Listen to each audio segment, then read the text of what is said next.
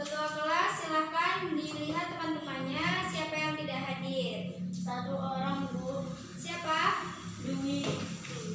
Kenapa dia? Sakit. Gak ada suratnya? Enggak.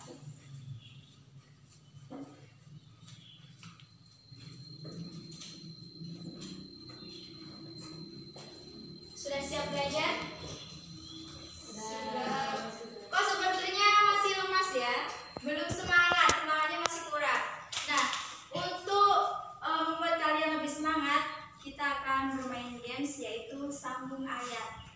Nah, pasti kalian sudah hafal surah Iqra. Iqra atau Iqra? Iqra. Oh iya, Iqra. Berarti tes konsentrasinya masih bagus. Sekarang kalian semua berdiri di depan. Berdiri. Di sini ya. Sama-sama.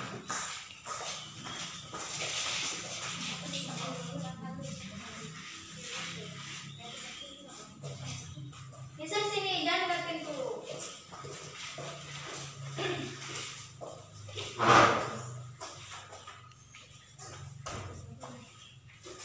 Sudah siap? Bagi yang kalah, kita kasih hukuman apa? Kesepakatan bersama. Apa hukumannya? Bernyanyi atau yang lain?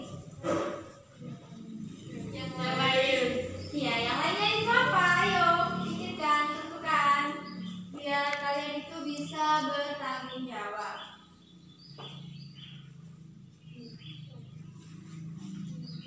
Atau ibu yang menentukan? Iya. Baik, kita akan bermain sambung ayat. Misalkan Nadia ayat pertama nanti sambung sama Bella ayat kedua, sambung sama Tia ayat ketiga, dan Intan ayat keempat. Nanti balik lagi ke Nadia ayat kelima, Bella 6, Tia 7, Intan udah paham? Nah, nanti jika ada yang salah, hukumannya yaitu apa ya? Membacakan rukun iman dan rukun Islam. Bisa? Insya Allah bisa ya. Baik, langsung saja dari ayat pertama kita mulai dari Nadia. Coba cari sama Dela biar nggak susah nanti. Dimulai dari Talud. Ayo.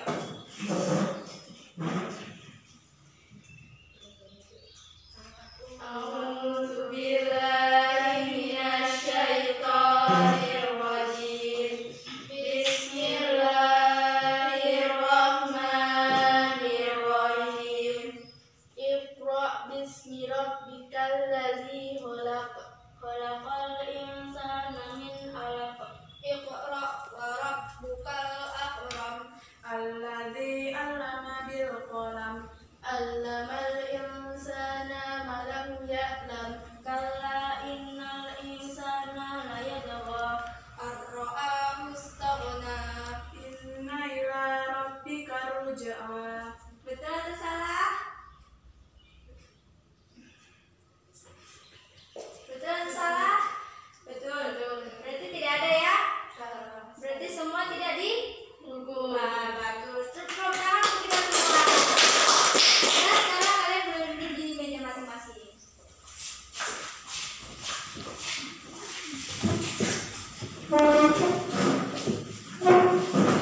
Ada yang tahu sekarang tanggal berapa? Tanggal berapa sekarang? 17 Mei. 17 Mei.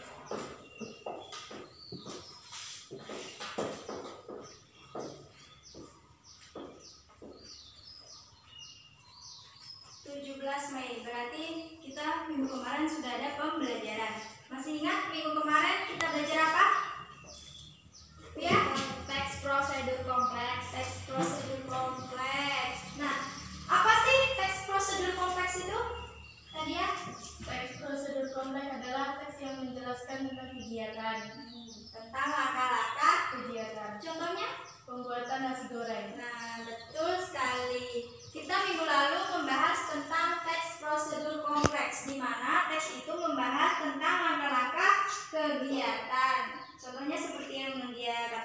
hari, langkah-langkah kegiatan membuat nasi goreng. Misalkan yang pertama menyiapkan bahan dan alat-alatnya. Yang kedua menyiapkan nasi, menyiapkan telur, menyiapkan cabai dan lain sebagainya. Berarti kan itu ada urutan langkah-langkah yang harus dikerjakan. Nah, sebelum Ibu memasuki materi yang akan kita pelajari hari ini, Ibu ingin mengetes siapa dari kalian yang belajar di rumah. Nah, untuk anak-anak Ibu semua, hari ini kira-kira kita mau belajar apa ya? Kira-kira kita mau belajar apa ya? Siapa yang tahu? Sama juga dia teks, tapi dia teks apa gitu? Ada yang tahu? Tidak? Angkat tangan, coba yang tahu. Gak tahu? Baik, Ibu tuliskan di sini aja ya.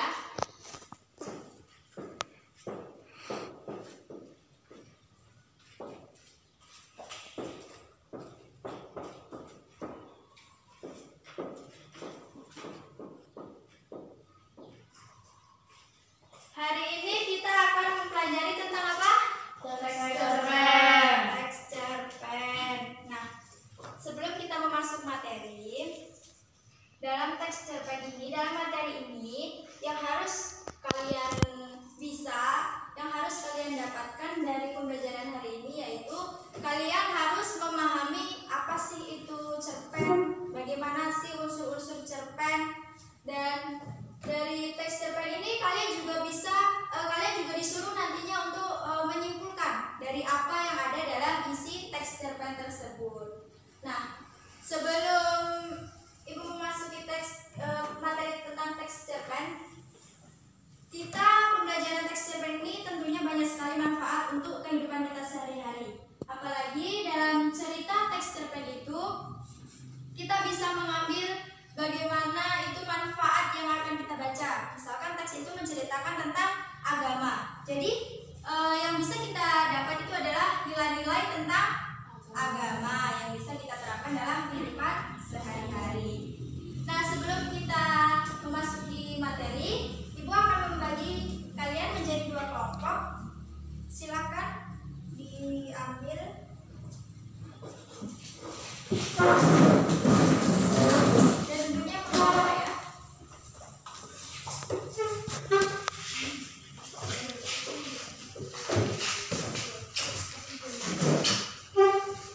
Di sini saja. Di sini ya,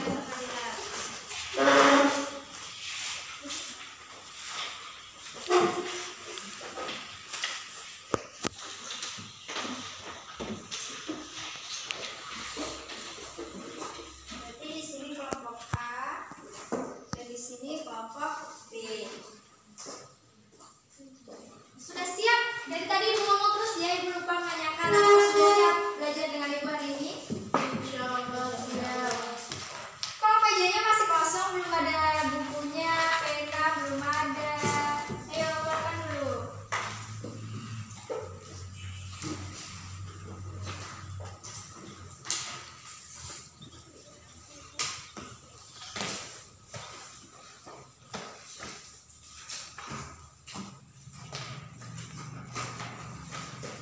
Sudah? Kalau sudah,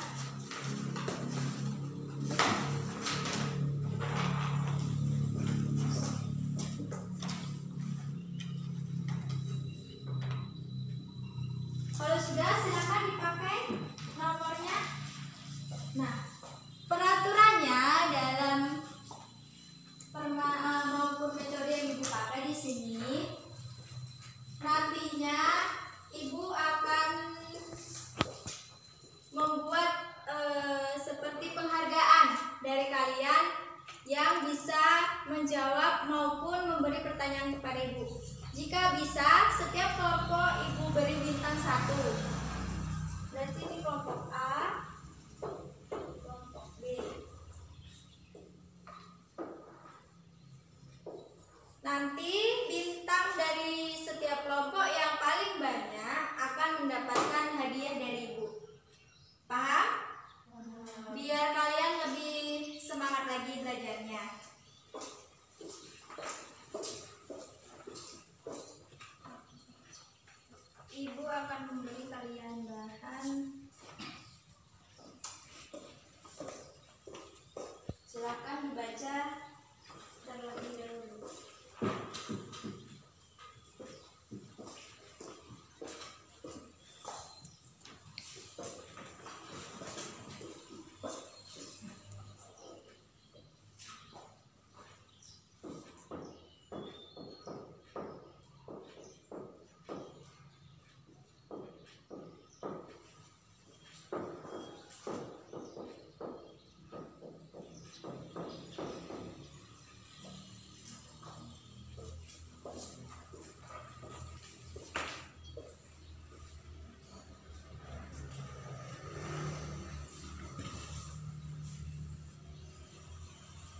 Sudah?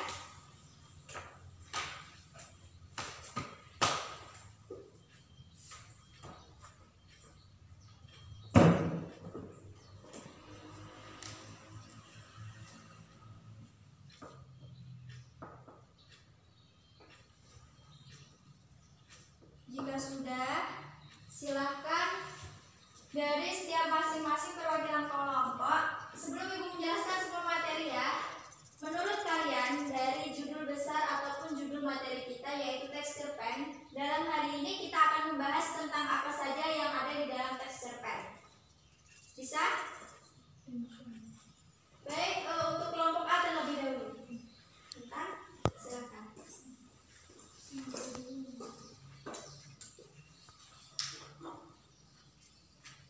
Ini tulisannya itu.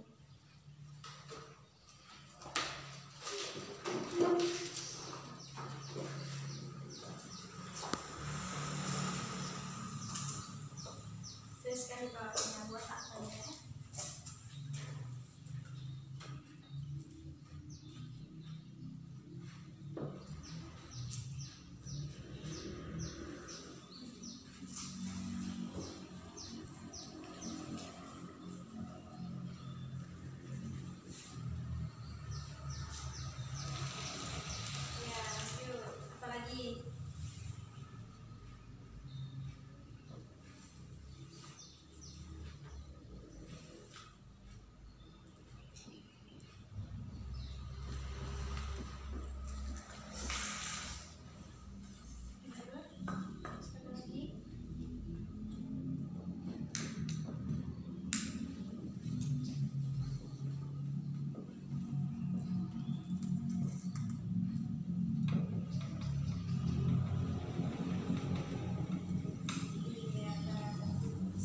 Selanjutnya untuk kelompok B, silakan nomor 3.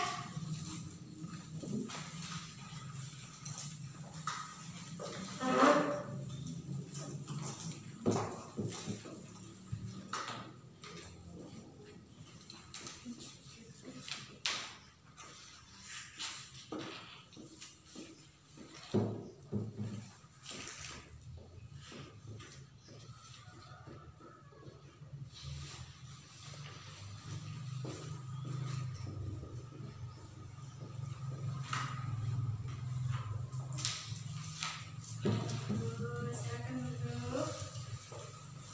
Dari kelompok A dan kelompok B sudah ada yang mencakup materi kita pada hari ini. Untuk kelompok A, kita ambil saja yang di kelompok B yang nomor 1 yaitu pengertian. Pengertian cerpen. Sebenarnya kalau misalkan kalian membaca tadi malam, apa sih itu cerpen? Pasti kalian tahu. Cerita pendek. Cerita pendek itu singkatan dari cerpen. Cerita pendek boleh. Ceritanya pendek gitu ya. Ceritanya pendek.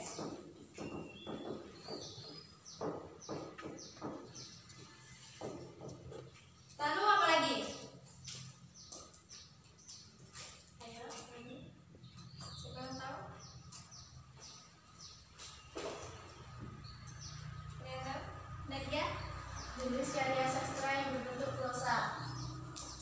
Karya sastra berbentuk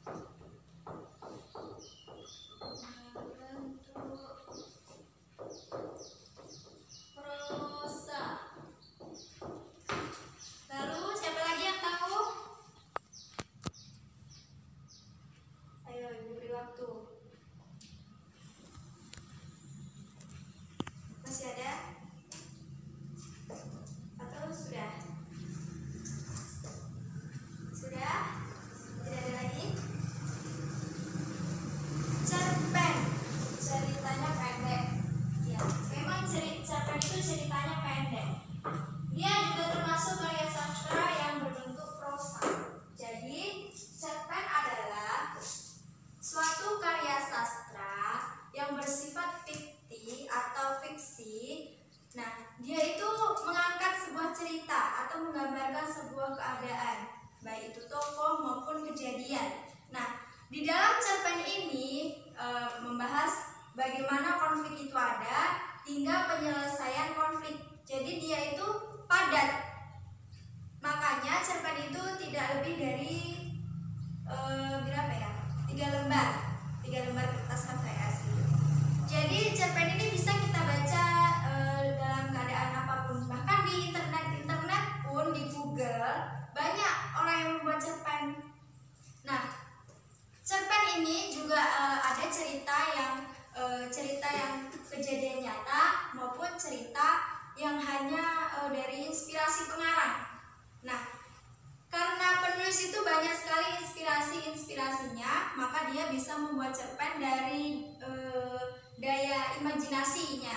Jadi terjadilah sebuah cerpen. Nah, selanjutnya kita masuk kelompok A. Dari pengertian cerpen itu tadi sudah paham? Sudah.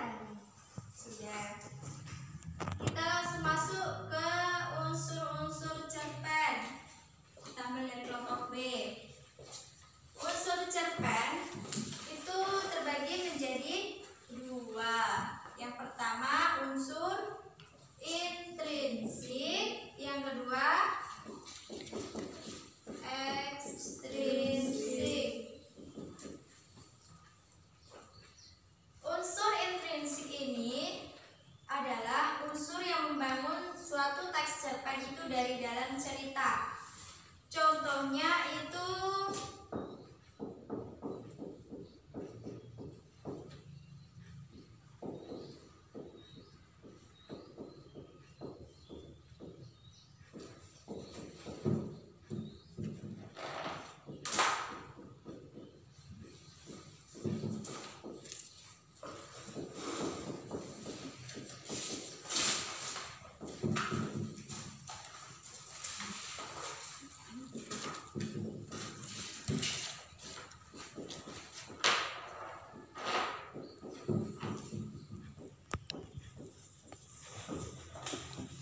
unsur intrinsik itu ada berapa?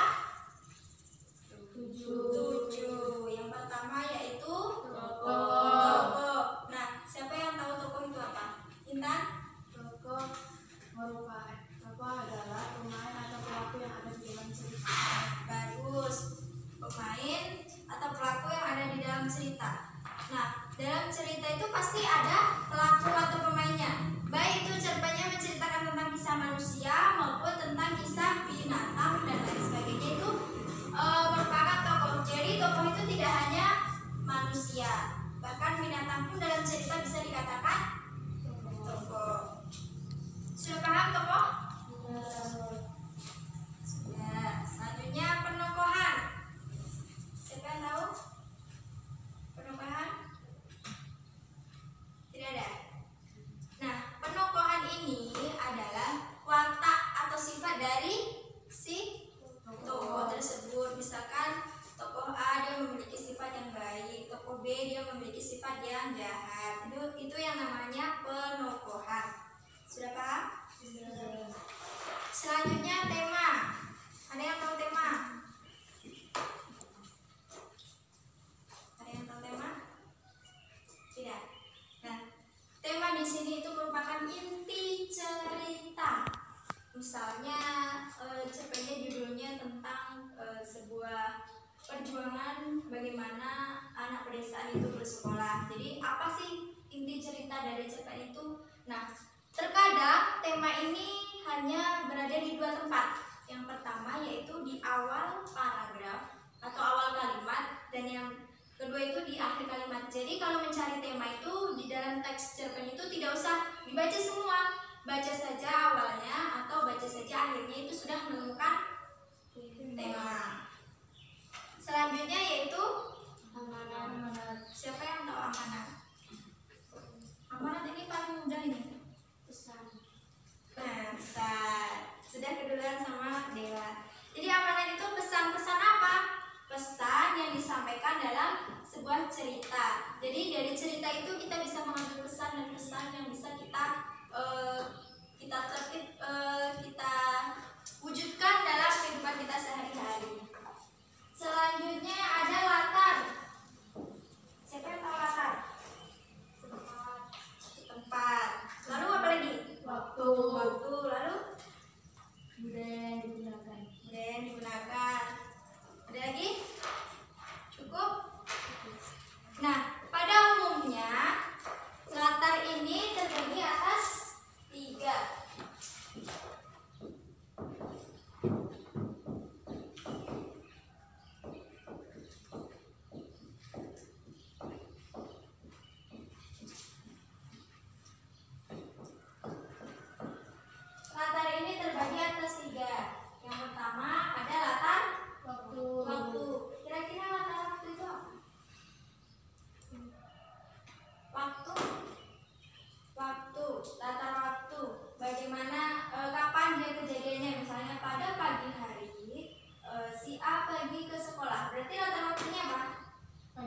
Bagus, pagi hari Nadia, bagus sekali. Berarti contohnya pagi hari. Latar tempat. Ayo, latar tempat. Ayo, latar tempat apa? Namanya saja sudah latar tempat. Berarti tempat kejadian. Siapa yang bisa mencontohkan latar tempat? Tidak ada? Di sekolah. Nah, bagus Dela. Di sekolah. Bisa kan membedakan antara waktu dan latar tempat? Kalau waktu itu kapan terjadinya? Kalau latar tempat itu di mana terjadinya sebuah peristiwa. Sedangkan latar suasana.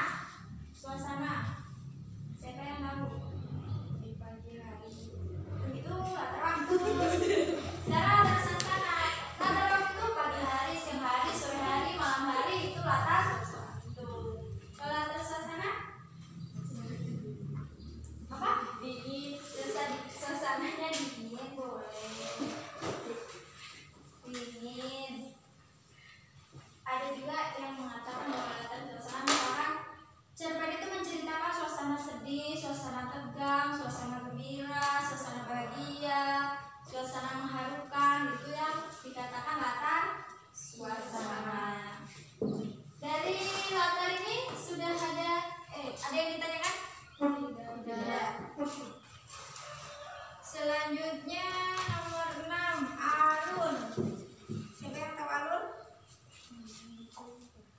Apa? Pengembangan cerita. Boleh. Apalagi yang lebih tepatnya biar kita bisa memahami apa sih alur itu. Silahkan dibaca lagi bukunya. Pengembangan cerita. Apalagi? Pengembangan cerita yang berbentuk hubungan Sebab akibat. Lebih hebatnya lagi alur itu bagaimana kejadian itu terjadi. Misalkan menceritakan tentang dia diceritakan dari awal paragraf itu dia dari dalam kandungan sampai lahir sampai nanti akhir kisahnya itu dia menjadi dewasa. Nah, alur ini terbagi menjadi 2, alur maju dan alur mundur. Kalau alur maju seperti yang Ibu contohkan tadi, misalkan dia menceritakan dari dia dikandung, dia dilahirkan sampai dia menjadi dewasa. Sedangkan alur mundur, misalnya ceritanya dia lahir, tetapi nanti pada paragraf berikutnya dia bercerita tentang di saat dia sekolah. Nanti kembali lagi dia ke masa kecilnya. Jadi itu yang dinamakan alur mundur. Paham? Selanjutnya sudut pandang. Siapa yang tahu sudut pandang? Ada yang tahu? bahasa. Apa itu? Penggunaan bahasa siapa? Penggunaan bahasa pengarang.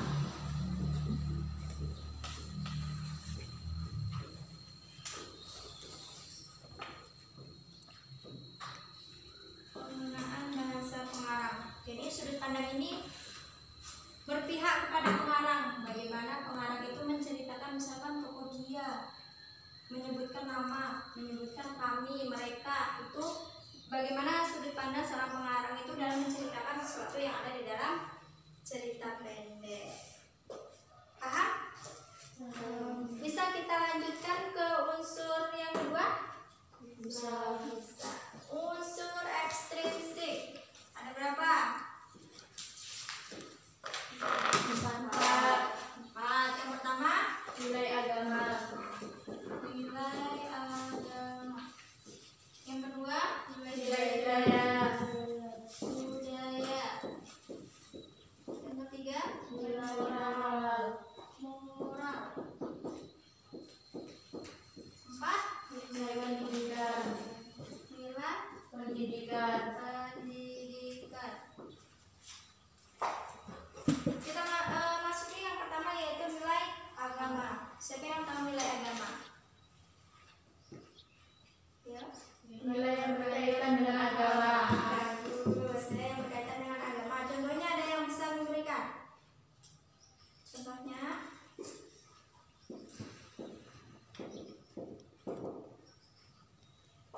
Misalkan dia bercerita tentang bagaimana sekolah di pesantren ataupun bagaimana dia berjuang untuk mendapat ilmu agama.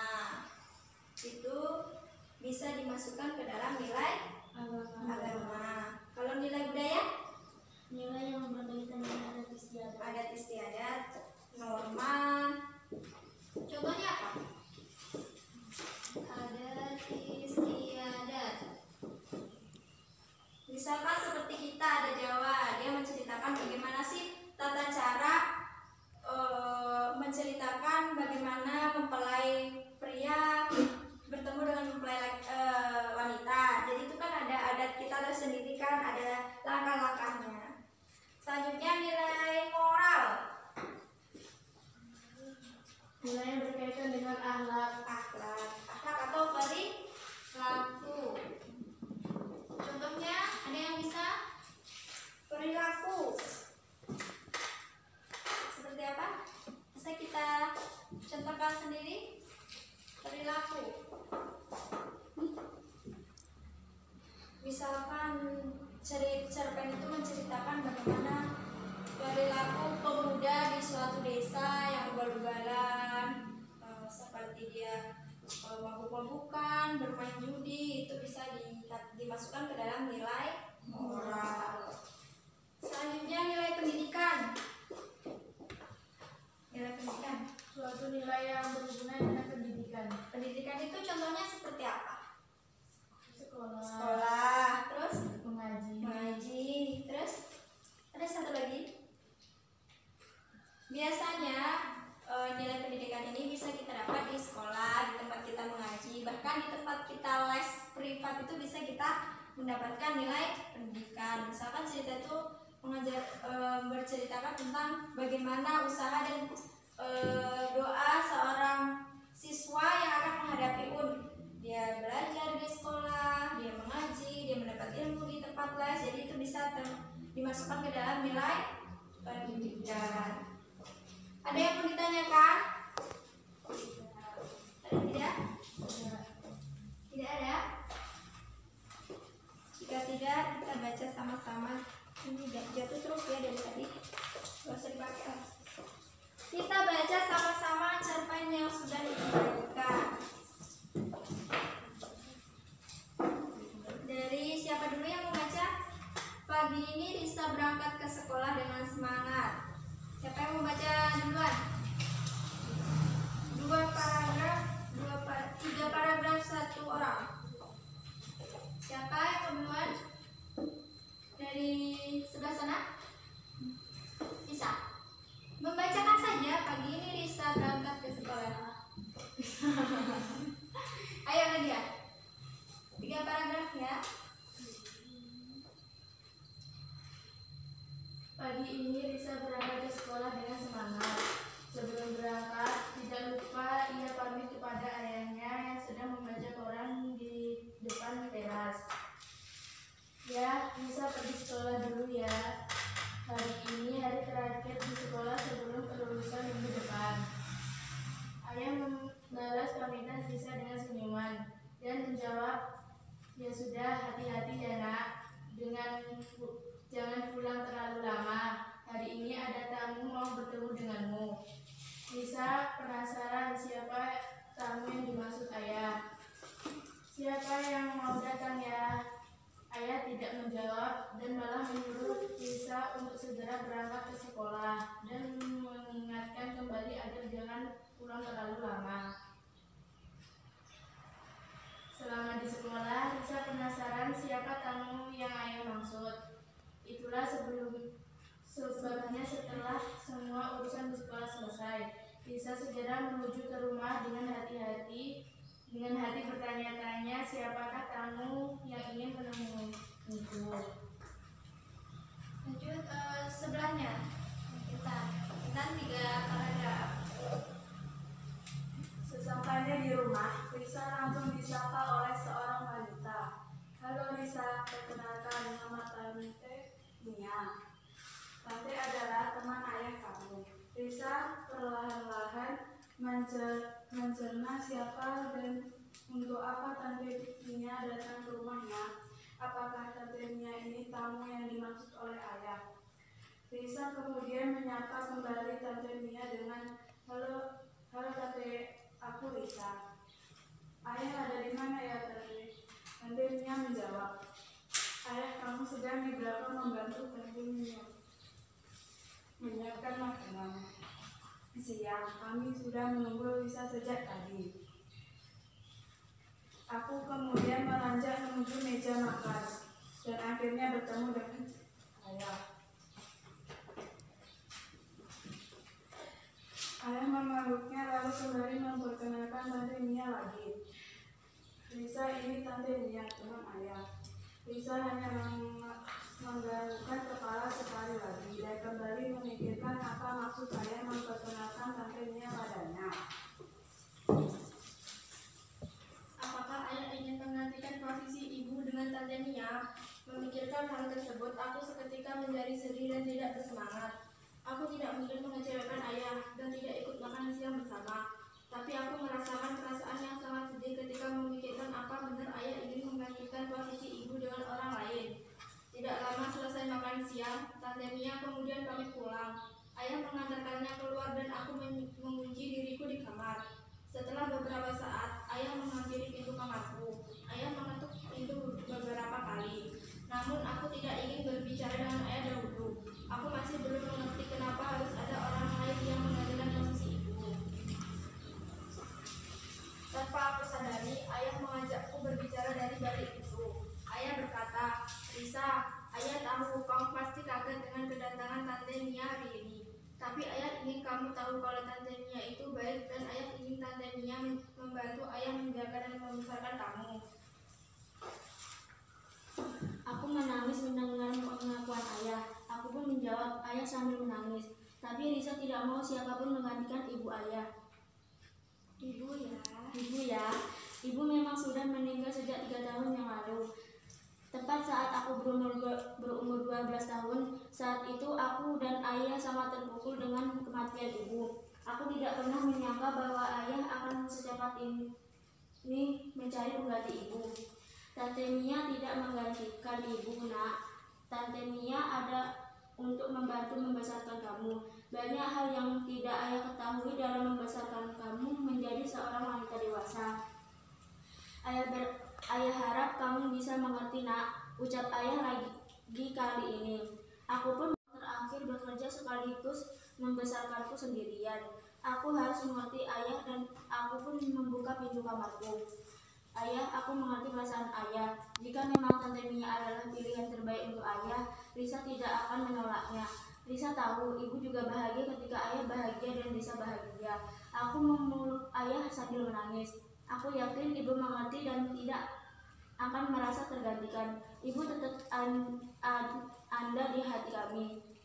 Ibu tetap hidup di hati kami. Aku dan ayah sayang ibu.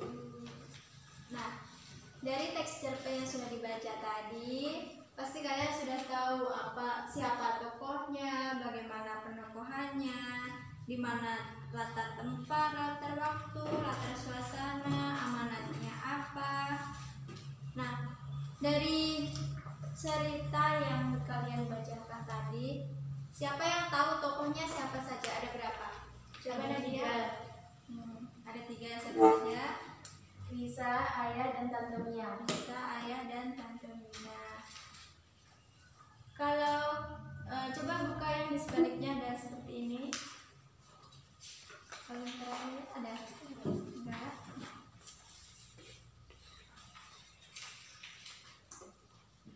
Iya, coba pakai. Jangan lupa ini aja. Dan ayah itu bagaimana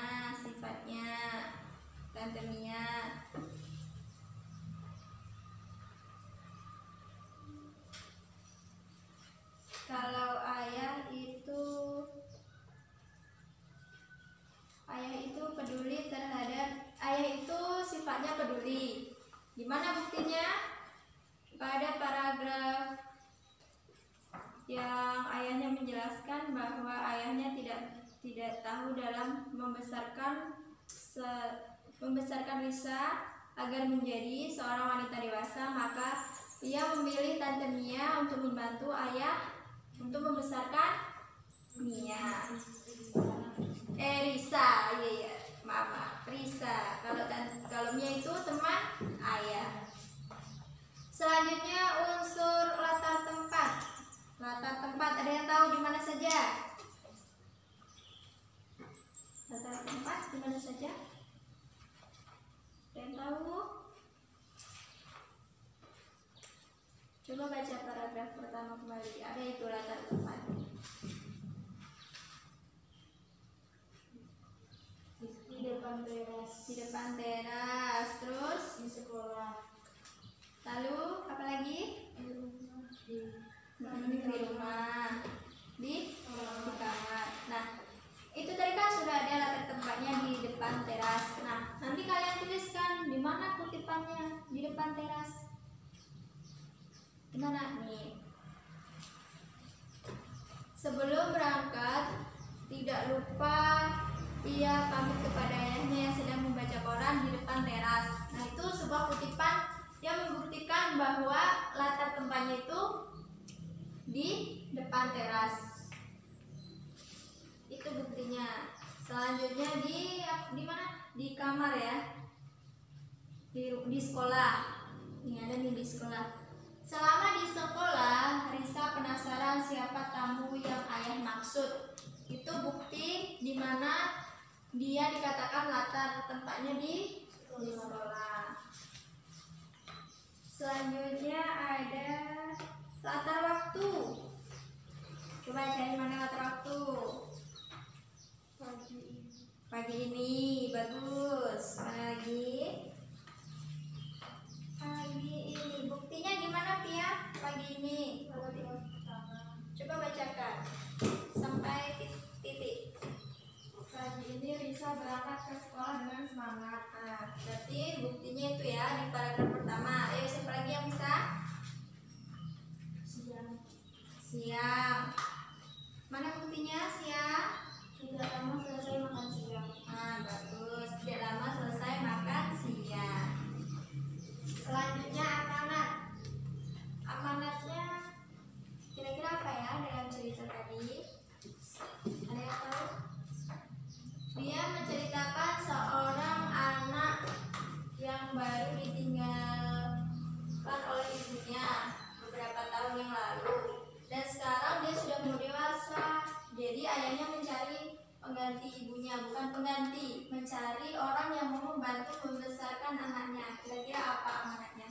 Sebelum dijelaskan oleh ayahnya, Risa tadi kan tidak mau untuk mempunyai ibu baru, tapi setelah dijelaskan oleh ayahnya, dia mau mempunyai ibu baru. Ada yang tahu? Tidak? Ayo, ada yang tahu tidak?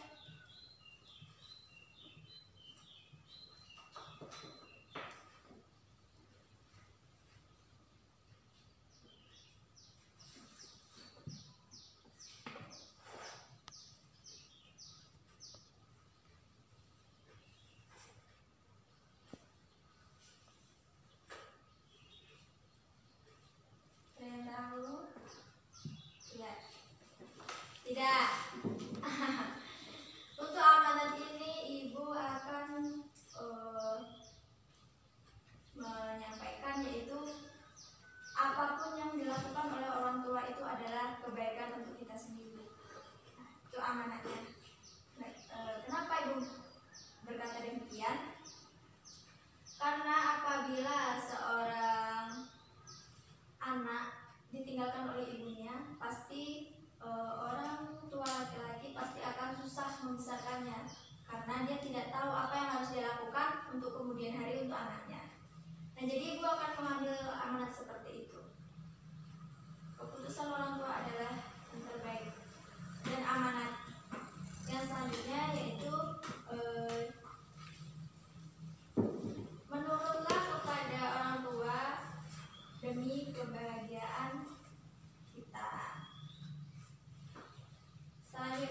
kita masuk unsur-unsur. Ada tidak di sini nilai pendidikan?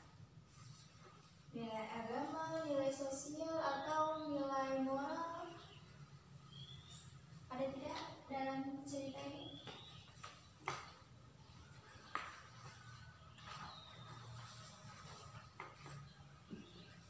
Nilai, kalau ibu dapatnya nilai moral. Moral tadi apa? Perilaku. Perilaku. Perilaku siapa yang harus kita contoh?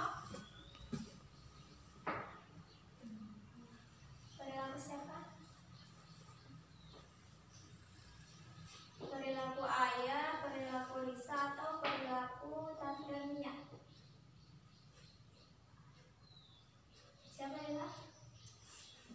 Ayah. Bagus. Perilaku ayah. Kenapa? Karena ayah memikirkan bagaimana masa depan anaknya nanti jika tidak dibantu oleh orang lain, contohnya seperti Tante Mia, nanti dia khawatir anaknya akan jadi tidak baik.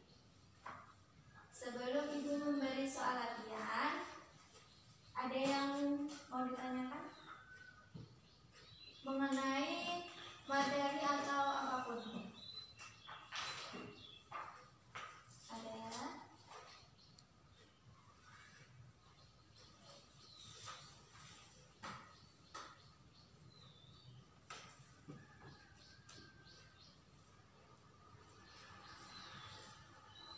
Ada tidak?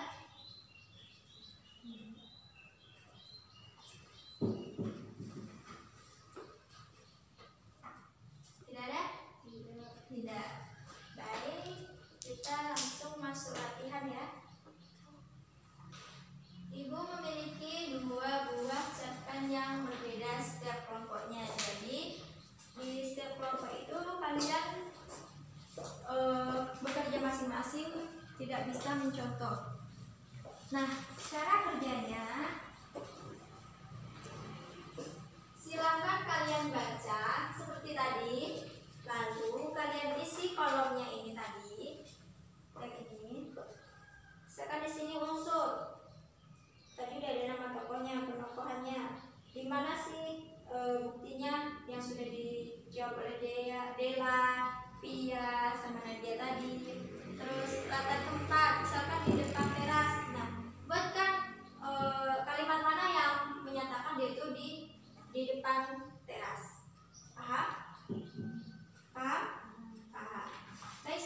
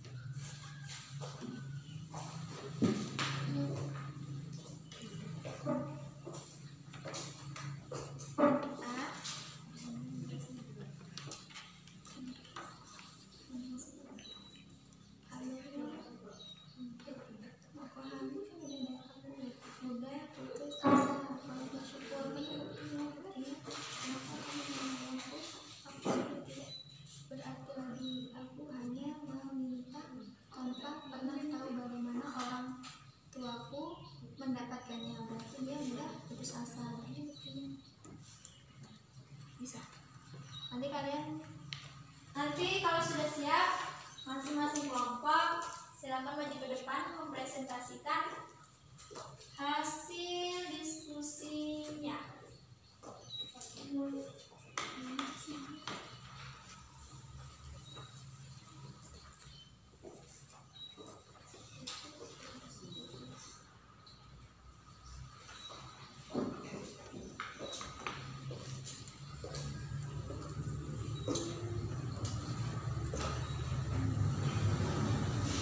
Lupa tadi dikasih bintang ya. Soalnya jawab semua tadi. Nanti salah satu dari kalian ke kantor ambil hadiah dari ibu ya. Sudah siap belum atau masih ada yang ingin ditanyakan? Sudah?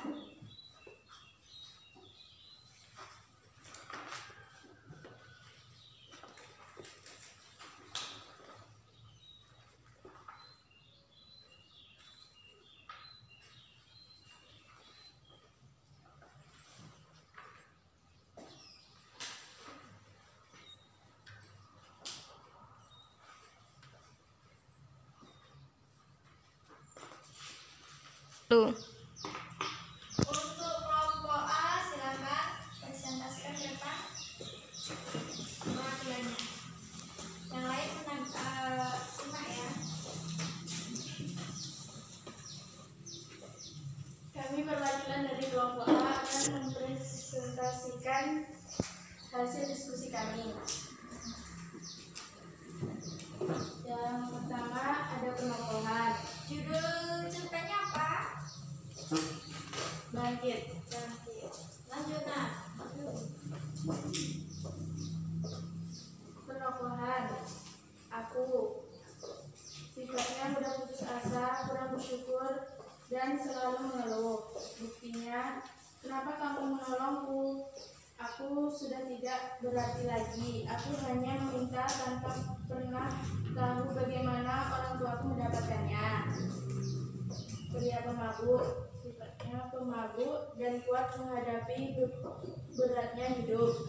Buktinya, seorang pemabuk dengan botol bir di tangan kiri dengan jalan yang tak teraturan. Hidup di jalan sepertiku ini, hawanya sangat dingin dan penuh kenyalitan. Bahkan untuk tidur saja tidak begitu sulit. Alur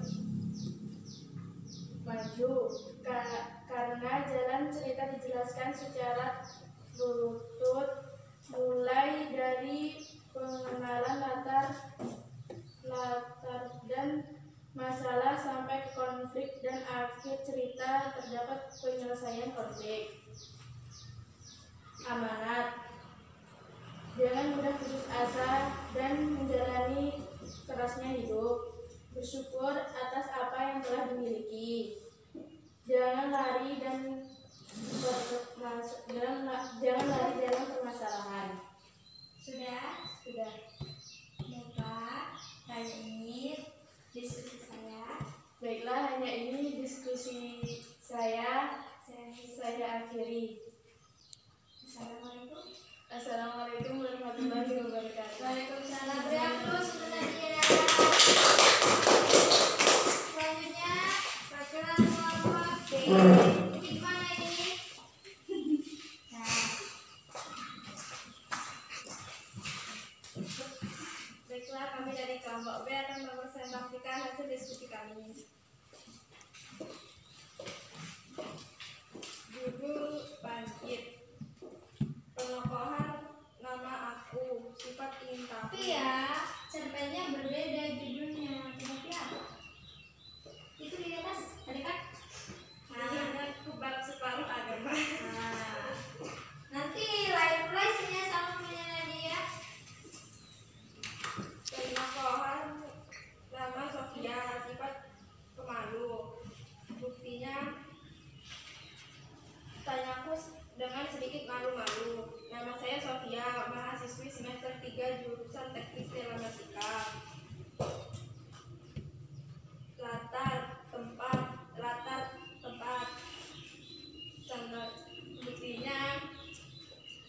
istirahat sekitar hanya tersisa kami bertiga di perpus. Waktu sore hari, buktinya aku tengok al-wajibu menunjukkan pukul 5 sore. Alur maju. Penokohan nama aku ingin tahu. Sudah. Penutupnya gimana? Baiklah, sampai di sini diskusi kami. Assalamualaikum warahmatullahi wabarakatuh. Waalaikumsalam warahmatullahi wabarakatuh. Nah, silakan dikumpul di meja ibu hasil diskusinya tadi nanti akan ibu nilai. Silakan ketunjukkan hasil presentasinya tadi saja. Itu Nadia masih jatuh itu.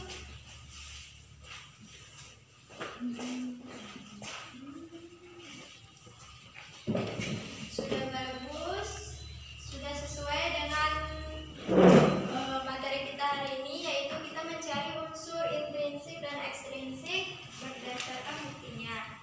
Nah, untuk penampilan sudah bagus, tetapi masih ada yang agak grogi-grogi, ketawa-ketawa. Nah, semoga kita sering latihan seperti itu bisa menghilangkan rasa grogi. Untuk materi hari ini masih ada yang ditanyakan? Jika tidak, mari kita simpulkan bersama-sama tentang materi kita hari ini, yaitu teks cerpen atau teks cerita pendek. Siapa yang bisa menyimpulkan tentang pengertian teks cerpen? Ayo, siapa yang bisa? Sebelum ibu yang menyimpulkan, kalian terlebih dahulu yang menyimpulkan. Ada yang bisa?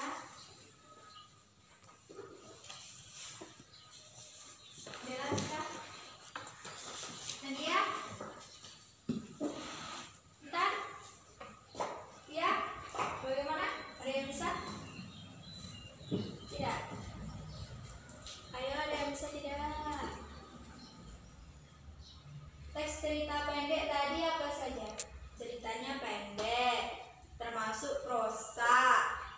Dia ada masalah dan ada penyelesaian. Terus menggambarkan suatu kejadian ataupun menceritakan suatu tokoh. Jika kita rangkai menjadi satu, apakah artinya? Ada yang bisa tahu? Ceritanya pendek, termasuk prosa. Dia ada konflik dan ada penyelesaian. Menceritakan atau menggambarkan suatu tokoh atau kejadian. Dia bisa bersifat cerita nyata ataupun cerita khayalan atau imajinasi seorang pengarang. Ada? Tidak. Lagi menyimpulkan bahwasanya cerpen itu cerita pendek. Cerita pendek termasuk kepada prosa. Nah, dalam cerita itu dia mempunyai konflik, tetapi dalam satu cerita itu langsung dijelaskan bagaimana cara mengatasi masalah ataupun cara penyelesaiannya. Nah, cerpen itu juga bisa inspirasi dari pengarang maupun dari cerita nyata. Dan cerpen itu juga menggambarkan atau mengisahkan suatu tokoh atau kejadian. Selanjutnya yang kedua, kita masuk unsur-unsur cerpen. Ada apa saja? Unsur cerpen. Unsur intrinsik. Yang kedua, ekstrinsik. Unsur intrinsik ada 7. Yang pertama, Tokoh, penokohan, tema, amanat, alur, latar, sudut pandang. bagus. Yang kedua, unsur ekstrinsik ada berapa? 4. Nilai agama, nilai budaya, nilai moral, dan nilai pendidikan. Bagus. Apa sudah kita semua dulu? Nah, untuk tugas selanjutnya, kan tadi ibu sudah memberikan kalian teks cerpen. Untuk tugas minggu depan, kalian mencari sendiri teks cerpennya, boleh dari buku, koran, ataupun internet. Cara pengerjaannya sama seperti tadi, ada tabel, dibuat seperti latihan tadi seperti ini. di buku latihan nanti dituliskan di mana buktinya, apa saja tokohnya, siapa saja tokohnya, bagaimana alurnya, nanti dibuat seperti itu ya. Minggu depan sebelum masuk tugasnya sudah harus di meja ibu. Paham? Paham.